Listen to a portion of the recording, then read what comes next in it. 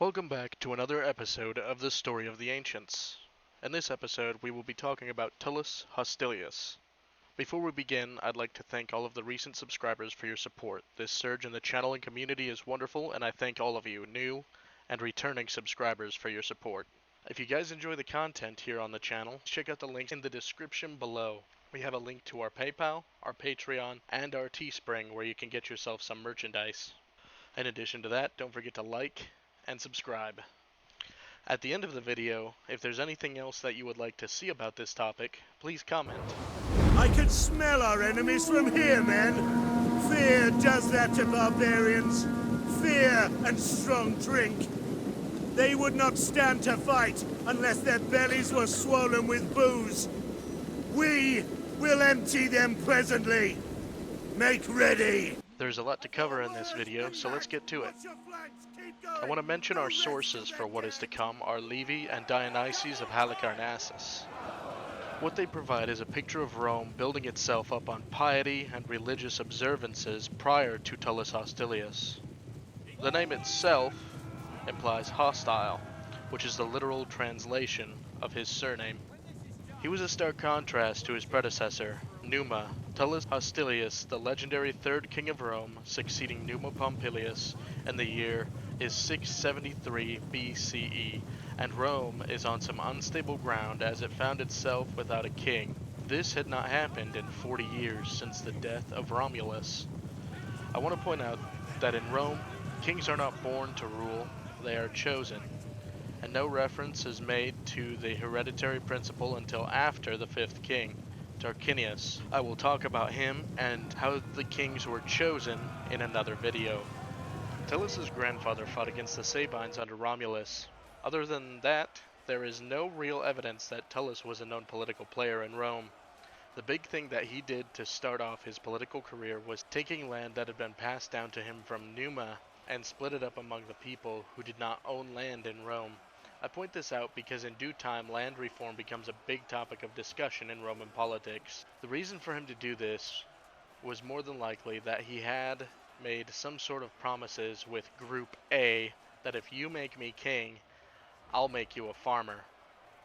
Keeping your poor landless people on your side is a solid political maneuver because he needed an army for his ambitions. What better way to ensure that you keep your land and riches than to divide it up between people who think you are doing them a favor and then getting them killed and repossessing the land? That is Tullus Hostilius.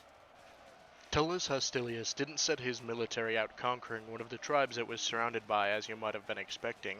Instead, he was hell-bent on conquering Rome's parent city, Alba. I talk a little bit about Alba Longa in a previous episode, but I digress. Now, if you go by Dionysius of Halicarnassus, he says Alba actually initiated the fight by sneaking into Roman farms at night and stealing large amounts of livestock. However, this does not make sense if you ask me, because while Livy admits this as well, he also states that Tullus was much more combative, even more so than Romulus. Before the Roman army marched into Alba, an interesting political game was had, in an attempt to settle the bad blood between the two cities. Mind you, at this time both cities were trying to play the victim of the other.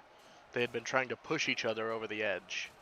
Tullus Hostilius was itching for a war. Tensions between Alba Longa and Rome had long since been brewing, especially given how far Rome had come over the years, and the foreshadowing of destruction of its neighbors, given its growing military strength, when the incident occurred between a group of Romans and Albans.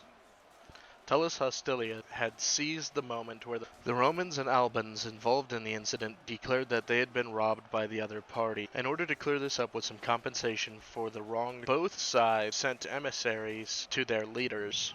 When the Alban delegate came before Tullus Hostilius, he was sly enough to make the ambassador a grand welcome, spoiling him with pleasantries, comforts, and thus Tullus Hostilius delayed the ambassador from Alba Longa from making his demands for compensation in regard to the incident. The Roman emissary, on the other hand, who was sent to Alba Longa to meet with King Gaius Cluilius, however, was met with a cold reception, and their business was concluded in a matter of minutes, where the emissary who put forth the demands for compensation was outright denied. Thus, Gaius Cluilius of Alba Longa had been the first to refuse the Roman request for compensation on the account that Hostilius had stalled the Alban emissary. Thus, tension came to a breaking point. Yet this small-scale skirmish between the Quiriti and Hurati would decide the victor of the entire war between the two states. Combat commenced, and 2 of the Roman representatives were slain. This left one Roman named Publius Horatius. Outnumbering 3 to 1, it seemed like Alba Longa was set to win the war. However, Horatius was able to resist the Alban men and slay all 3 of them. Thus, one victory for the Romans. Afterwards, Hostilius ordered that the army return to Alba Longa and wait to be prepared to assist Rome for a possible war with the Etruscans. Tullus Hostilius sent Matthias Fufetius to move his army into battle with the Etruscans. When the battle began, Fufetius retreated to a hilltop where he could overwatch the battle, with the idea that he would be able to swoop down on the Roman army after they beat the Etruscans once they were tired and worn down. However, his idea went about as well as all of his other political musings thus far. Instead of attacking a weakened Roman force and taking all 3 states in one swift stroke, the Romans had badly beaten the Etruscans on their own and hadn't even broken a sweat yet.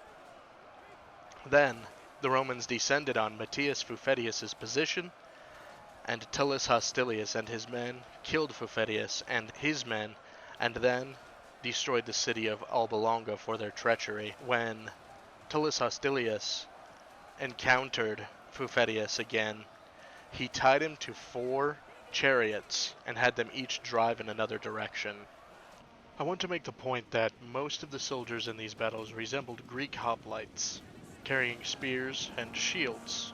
As for the Romans, the richer you were, the better equipment you had, from head protection and proper sandals to armor and the like. In short, nothing at all like the later Roman mandibles with Scudum and Gladius. Another extremely important note is that most Alban soldiers were sent back to Alba to help move the citizens to Rome. This had a massive effect on Rome. It was a large migration, and the Roman historian Livy writes in his list of Alban nobles, the Julii, the gens Julia, one of the most ancient patrician families in Rome.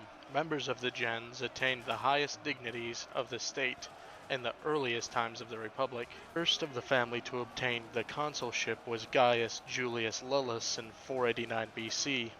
The gens is perhaps best known, however, for Gaius Julius Caesar, the granduncle of Emperor Augustus, through whom the name was passed to the so-called Julio-Claudian dynasty.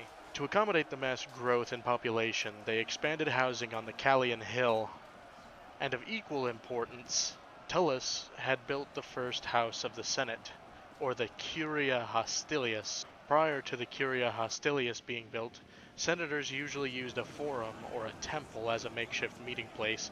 The idea of meeting in a temple of the gods is thought to have come from Numa, where religious observances were part of the Senate meetings.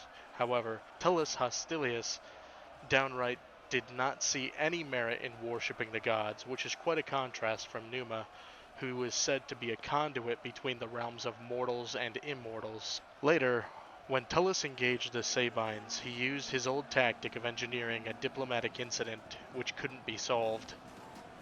And so the armies met once and fought a massive battle, the Battle of Latius Curitus, which turned out to be an inconclusive fight outside of the city of Eratum.